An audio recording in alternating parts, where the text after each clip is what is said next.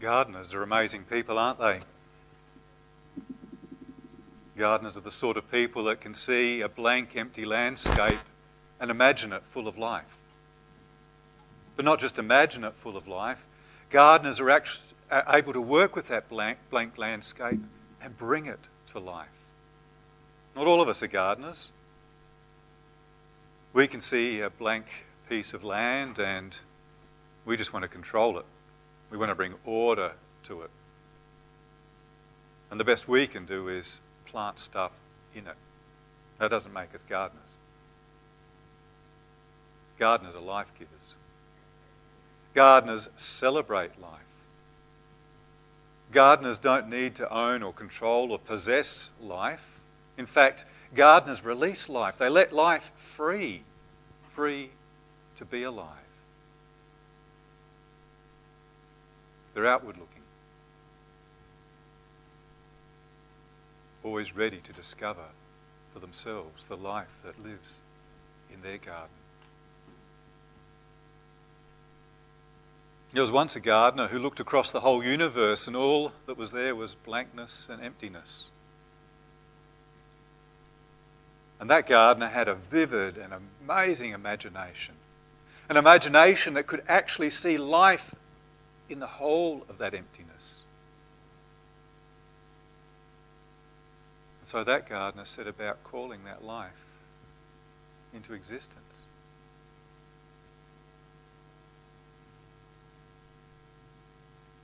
It was like a painter with a palette,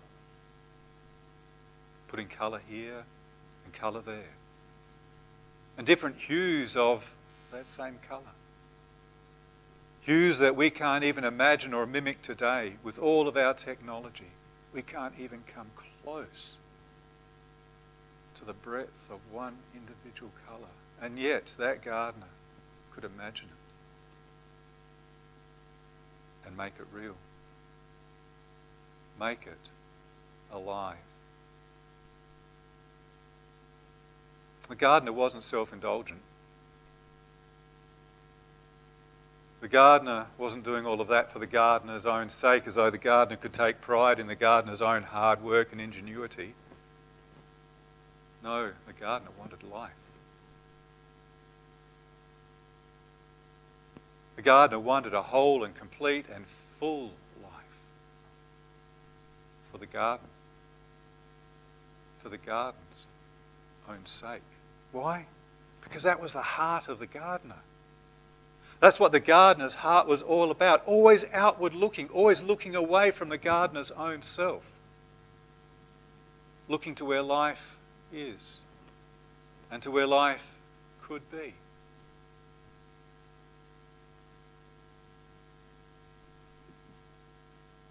And as the gardener looked out, the gardener said, this isn't only just for me.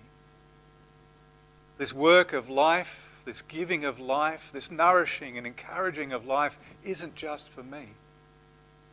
And so the gardener rolled up the gardener's sleeves and plunged the gardener's hands deep, deep, deep into that fertile earth in a way that only gardeners know how to. And the gardener drew the earth up and started to give it shape. Shape and form. Shape and form that was just like the gardener's own shape and form. And the gardener breathed the gardener's own breath into that earth. And that earth was alive. That earth was alive with the gardener's own heart. And the gardener had a companion. And the gardener and the companion worked together at the garden, calling life out of the garden. The gardener would bring all sorts of plants and animals to the companion, and together they would name those plants and animals. They would celebrate the life that was in those plants and animals. They would celebrate the joy of those plants and those animals. And in naming them, they had identity. They were, just as the gardener and the gardener's companion were. As real as can be. All after the gardener's own heart.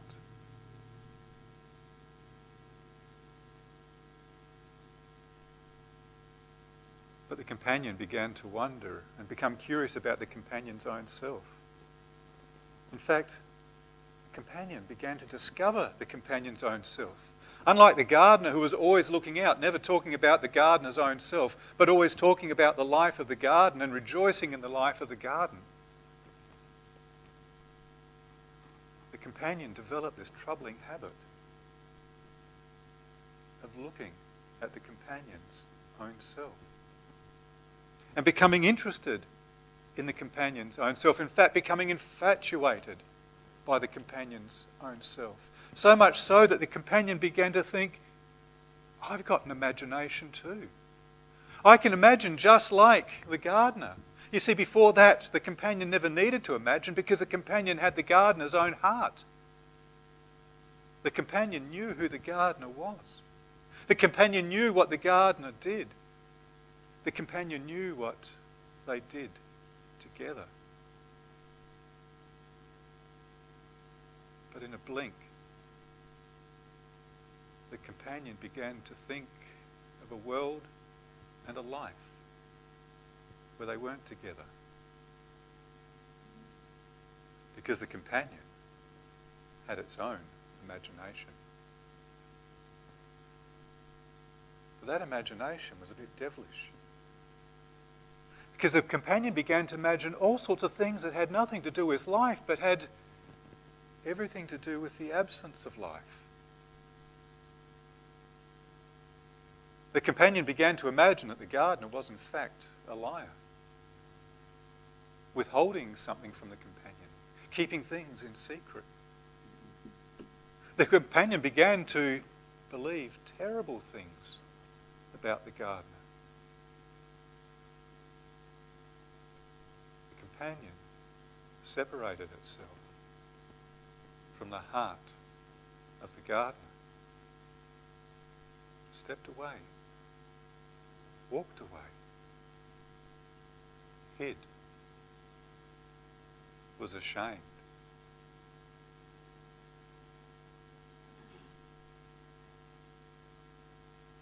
With that discovery of imagination, that devilish imagination, the companion learnt to do something that the gardener had never taught, had never intended, had never offered, had never done the gardener's own self. Take life. Take life away. In that moment, and the moments that followed, the companion learnt how to attack. How to attack the companion's own self and accuse the companion's own self of all sorts of horrible things. The companion felt shame, disgust in the companion's own self. The companion learnt how to attack and feel disgust towards the other companions in the gardener's garden. Those other companions who were also formed after God, the gardener's own heart. And the companion learned how to attack creation itself, how to wreck and destroy. And for the sake of the gardener had to say, go, leave, don't come back. It is not good for you to be here. And the garden was closed. But the gardener's heart hadn't changed, and neither had the gardener's imagination. The gardener's imagination was still there, because everywhere the gardener looked, even into this terrible situation of a new emptiness, a new darkness, the gardener could still imagine life. The gardener still wanted life in this lifelessness. And so the gardener offered all sorts of other gardens for all of the companions that lived in those dark, empty places. Gardens that flowed with milk and honey, but it always turned out the same way. The self-interested imagination, the attacks on self, the attacks on others, the attacks on creation were always there. And for every garden that the gardener provided, the companions tore it down. The companions still tear it down, even now. What could change?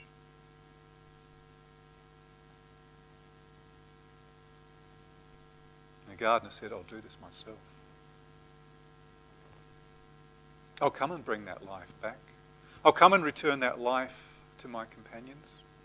I'll come and return that life to my garden. My imagination has not ended. My imagination is still there, and I still look outward. I still see outward. I still see beyond myself in a way that wants to desperately give the life that I have for all that is in the garden, for the garden itself.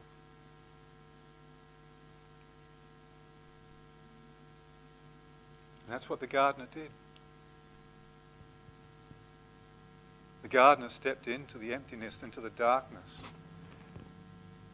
into the destructive attacking.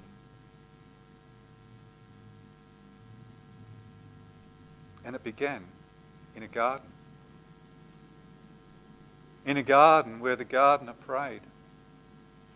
Prayed with the heart of the gardener. Prayed through the heart of the gardener. With the gardener's own face buried deep down into the soil.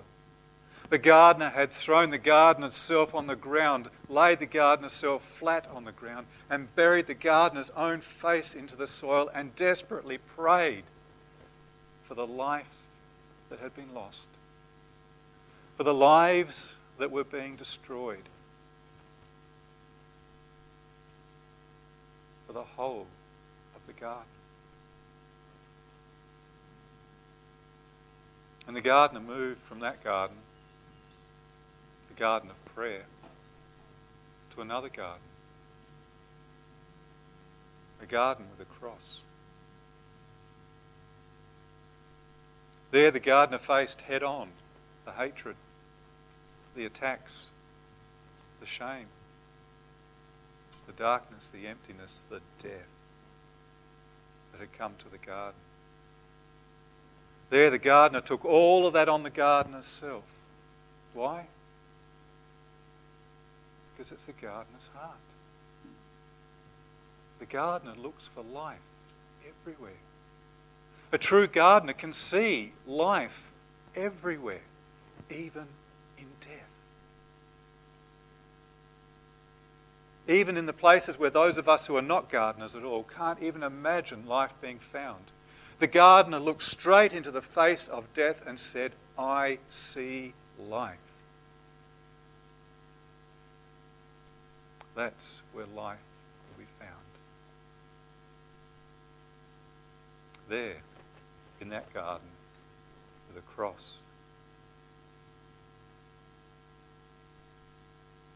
Life that answers the attacks the companions wage on themselves. Life that brings an end to the attacks the companions wage on each other. Life that restores the whole of the garden, following the endless attacks of the companions. There is an alternative that none of us have ever imagined.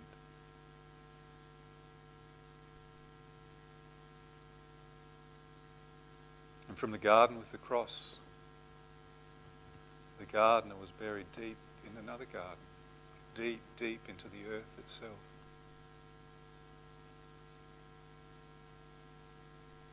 And that's where the gardener's imagination came to reality. Deep, deep within the earth itself, life erupted from there. The gardener's life erupted from out of the earth. The earth could not contain the gardener. Because the gardener knew what the earth was really there to do. It was there to give life. It was there to celebrate life. It was there to nourish and to nurture, not to decay. And that's what happened.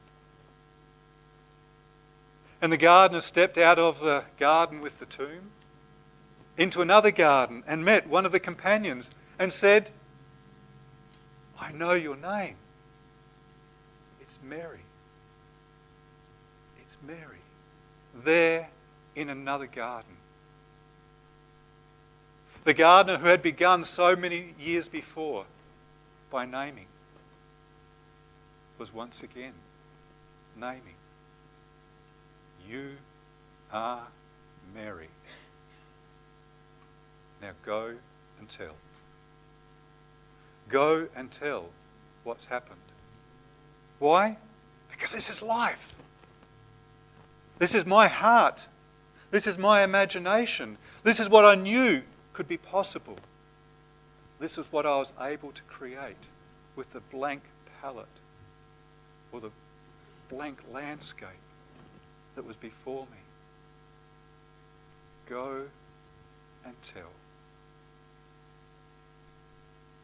Gardeners are amazing people. Really amazing people. As they look into emptiness, they see life. As they roll up their sleeves,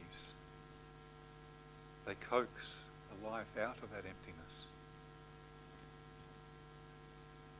As they walk around and look at all that's there, they don't take pride in their own efforts and hard work.